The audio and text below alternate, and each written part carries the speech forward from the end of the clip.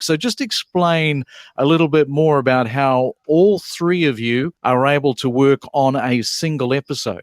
That works because everybody has written every scene. So everybody feels that this is his scene. In the end, when it comes down to directing, I mean, the shooting schedule of Babylon Berlin is a nightmare. For the first ADs, it's just a nightmare because we have about 300 speaking parts here. And to get all these actors on these days that we need them, it's just crazy. So it's not like we sit down before shooting and go like, oh, I would like to shoot the Mocha FD and you could shoot, Rad's home or something like that. No, it's always about the availability of the actors. So you end up with, whatever. And we have 3 DOPs. That's also an interesting part of the whole thing.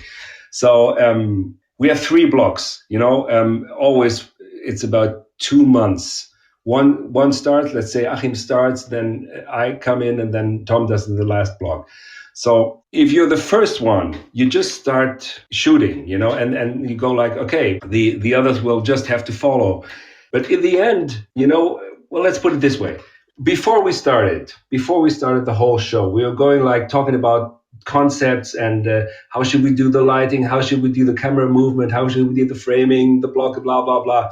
We were sitting there with our DOPs, so 6 of us, and we're talking like students, film students. And but after a while, we found out, well, listen, guys, everybody here in this room has made some films. So why don't we just do it the way we can do it best? And everybody's completely free to do whatever he wants to do. And this is how we actually did it. And the strange thing is, why does it come together? And we also edit it together in the editing room. We all go through the scenes of the other directors. The strange thing is, I think this is a concept that would not work on a different show, because Babylon Berlin is a mosaic or a panoramic view of a city in a certain time.